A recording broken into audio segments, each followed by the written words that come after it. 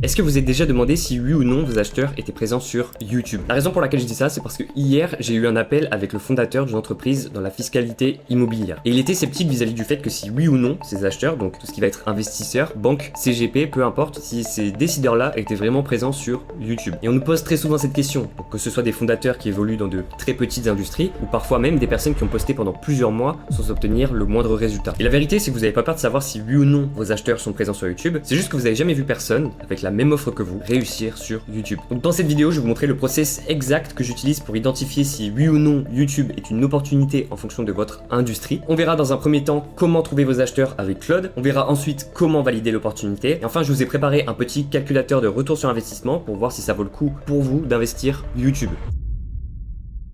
Ce qu'il faut savoir avant tout, c'est qu'il existe deux régimes de chaîne YouTube. Le premier, c'est le régime d'acquisition et le deuxième, c'est le régime de conversion. Le régime de conversion, je vous en parlerai dans la prochaine vidéo. Et le régime sur lequel on va se concentrer aujourd'hui, c'est le régime d'acquisition. Le régime d'acquisition, c'est quand votre TAM, donc votre marché total adressable, est suffisamment large pour que le tofu envoie cette audience convertir vers le bofu. Donc ce que ça signifie, c'est qu'il va falloir choisir, en fonction de votre marché, entre l'un de ces deux régimes. Ok, donc ce qu'il faut comprendre sur YouTube, comment ça fonctionne en termes de vues qualifiées, c'est que ça passe par des mots-clés. Pour cette vidéo, on va prendre exactement la niche du fondateur que j'ai eu au téléphone hier, donc c'est-à-dire une entreprise spécialisée sur la fiscalité immobilière qui souhaite s'installer sur YouTube pour vendre ses services d'optimisation fiscale. Ici, on se retrouve sur Claude et on va venir lui demander les mots-clés que recherche notre ICP sur YouTube et sur Google. Puis ensuite, on viendra les mettre dans notre outil juste ici pour les analyser et évaluer la demande. Donc le prompt est juste ici, je vous le mettrai en description, mais vous pouvez également prendre une capture d'écran, ça pourrait vous servir dans le futur. Mais globalement, ce qu'on va faire, c'est qu'on va venir inscrire notre offre, notre ICP et le problème qu'il rencontre. Ok, donc Claude a fini de nous donner sa réponse et donc on peut voir qu'il a plutôt bien travaillé. On voit qu'il y a plusieurs mots-clés qui vont être intéressants à tester.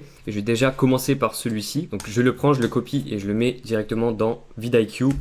Et voilà, donc pour ce mot-clé, on a 3724 recherches mensuelles. Donc chaque mois, il y a 3724 personnes qui font des recherches sur ce sujet. Donc vidIQ, c'est un logiciel qui permet d'analyser la demande en fonction des mots-clés. Pour le coup, moi j'utilise la version payante, mais vous pouvez très bien utiliser la version gratuite. Donc chaque mois, il y a plus de 3500 personnes qui se posent la question de quelle structure choisir en immobilier. Et même un mot-clé aussi simple que optimisation fiscale, on a 8800 personnes qui recherchent ça chaque mois avec une concurrence très faible, c'est-à-dire qu'il n'y a personne qui est sur ce sujet-là et pourtant il y a beaucoup de demandes. Et même quand on va voir dans les mots-clés en lien avec celui-ci, donc ça va être tous les angles différents qu'on peut prendre sur le même sujet, et on va voir des mots-clés comme société civile avec plus de 4886 personnes qui chaque mois se renseignent sur une société civile immobilière. Donc c'est potentiellement 4886 personnes qui veulent structurer leur fiscalité immobilière et ça de façon mensuelle. Pourquoi c'est important pour votre entreprise? Si vous réussissez à capter une portion de cette part de marché et à le convertir vers votre offre, vous allez forcément tirer un retour sur investissement de YouTube. Le plus intéressant à propos de tout ça, c'est que même si on a travaillé avec des personnes qui avaient créé une grosse audience, la plupart de nos clients, avant de travailler avec nous, ne réussissaient pas à convertir ces vues en clients. Et ce que j'aime faire après avoir vérifié tout ça sur vidIQ, c'est d'aller valider la demande directement sur YouTube, donc voir la supply et voir qu'est-ce qui se fait sur ce marché. Ok, donc là j'ai fait ma requête et on a déjà des signaux intéressants. Alors mon but c'est pas de critiquer, de juger ou quoi que ce soit, bien au-delà. Mais là la première chose que je constate, c'est que les vidéos sont déjà toutes plus ou moins obsolètes. C'est-à-dire que les vidéos que j'ai là, elles datent en moyenne il y a 2 ans, 1 an ici, 3 ans juste ici. Donc la fiscalité c'est un milieu qui évolue constamment, donc chaque année il y a des normes qui sont votées. Et là on fait face à du contenu qui n'est plus d'actualité. Malgré tout je vois qu'il y a 29 000 vues, 10 000 vues, 105 000 vues, donc là on a vraiment une demande active pour ce sujet. Et là le plus intéressant à propos de cette supply, la réalité c'est que c'est le cas la plupart du temps sur les petites industries, c'est qu'elles viennent soit de personnes qui n'ont pas un arrière-plan crédible, soit qu'elles viennent de personnes qui s'adressent pas aux clients à fort enjeu, c'est-à-dire les clients qui payent très cher. Là ces créateurs sont très bons dans ce qu'ils font et on voit qu'ils s'adressent plutôt à une audience qui est débutante. Donc au final c'est des formations, donc on voit juste ici masterclass offerte. Donc moi en fait je me mets à la place de quelqu'un qui a 2 millions d'euros par exemple en patrimoine immobilier. Je pense qu'il irait cliquer sur quelqu'un qui a réellement de l'expérience, quelqu'un qui a peut-être traité des milliers de dossiers comme le sien et donc quelqu'un qui peut régler son problème rapidement. Et la troisième chose que je remarque, c'est qu'il y a personne qui a l'air de se spécialiser uniquement sur la fiscalité immobilière. Donc là on a Jérémy, donc par exemple, donc Jérémy il est investisseur immobilier, il n'est pas uniquement sur la fiscalité immobilière. Après on a de la comptabilité ici, donc personne sur le marché français n'est positionné sur le créneau uniquement de la fiscalité immobilière. Donc le shift mental que j'aimerais que vous ayez, c'est que c'est pas tellement à propos de voir si quelqu'un qui a la même offre que vous a réussi réussi sur YouTube, et que c'est plutôt de voir où se situe l'opportunité quand il s'agit d'avoir une entreprise dans une petite industrie. Parce que là vraiment quand on regarde toutes ces données, on voit que c'est la fiscalité immobilière sur le marché français, c'est un océan bleu. Donc imaginez que vous soyez un consultant, un coach, une agence, il y a tellement de demandes qualifiées pour ces sujets-là, et la plupart du temps, la supply, elle est juste pas terrible. Ok, donc maintenant qu'on a vu que l'opportunité est bien présente sur le marché français, ce que j'aime faire, c'est aller vérifier sur le marché américain pour voir s'il n'y a pas des outliers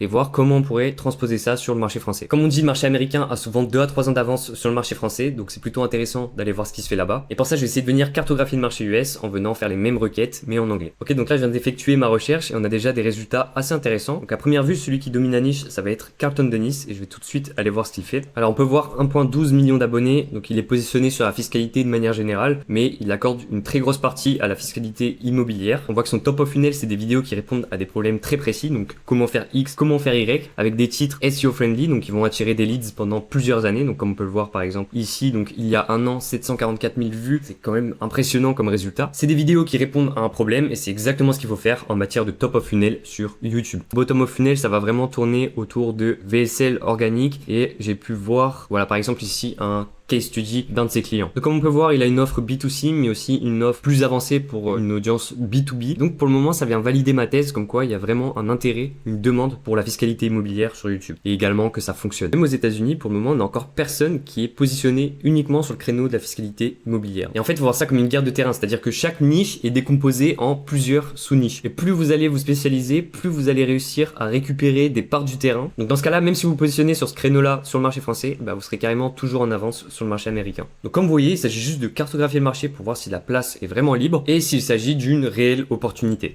Ok, donc si ça fait sens, maintenant je vais vous montrer le calculateur de retour sur investissement pour que vous puissiez voir si oui ou non YouTube est rentable pour votre entreprise. Donc je vais vous montrer comment ça fonctionne, mais avant ça, allez voir en description, je vais vous mettre le lien pour que vous aussi vous puissiez utiliser ce calculateur. Donc c'est totalement anonyme, vos données restent sur votre navigateur et ça vous permet de voir si YouTube est une opportunité pour vous. Donc cette section, ça va être les données de votre entreprise. Il faut déjà que vous connaissiez ces données-là avant d'utiliser le calculateur. Cette section, ça va être toutes nos hypothèses conservatrices, donc en fonction de ce qu'on observe chez nos clients et de manière générale sur YouTube. Donc je vais vous montrer aussi comment remplir ces données-là. Et cette section, c'est la projection du retour sur investissement. Donc les résultats projetés si vous implémentez YouTube. Ok, donc pour notre expert en fiscalité, on va dire que son ticket moyen est de 15 000 euros. C'est-à-dire qu'un client, LTV comprise, lui rapporte en moyenne 15 000 euros. On va lui mettre un taux de closing conservateur de 20%. Pour les appels qualifiés, on va dire qu'il obtient déjà 2 à 3 appels par mois, donc on va mettre 2. Et qu'en moyenne, la durée de son cycle de vente est de 60 jours. Donc ça c'est bon. Ici, on va dire que sur 90 jours, si vous êtes consistant, vous réussissez à poster 4 vidéos par mois. Donc ça fait une vidéo par semaine et sur 90 jours, ça fait 12 vidéos. Donc les vues moyennes de la chaîne, donc là ici, si vous avez déjà une chaîne, vous inscrivez les vues moyennes de votre chaîne. Mais ici, évidemment, il faut mettre les vues moyennes que vous pouvez voir sur le marché. Nous, on va mettre un petit 500, sachant que c'est quand même du très high ticket. Donc on va mettre 500 vues par vidéo. Ici, pour le taux de conversion d'une vue vers un appel de découverte, on va laisser 0,25%. C'est ce qu'on peut observer habituellement sur des chaînes du B2B nichées. À titre d'exemple, ma première vidéo, elle est à 150 vues et on a déjà généré plusieurs appels de vente dessus. Et ici, pour les points de closing en plus, on va laisser plus 5 points de closing. En fait, YouTube, quand votre prospect regarde votre vidéo, il passe du temps avec vous,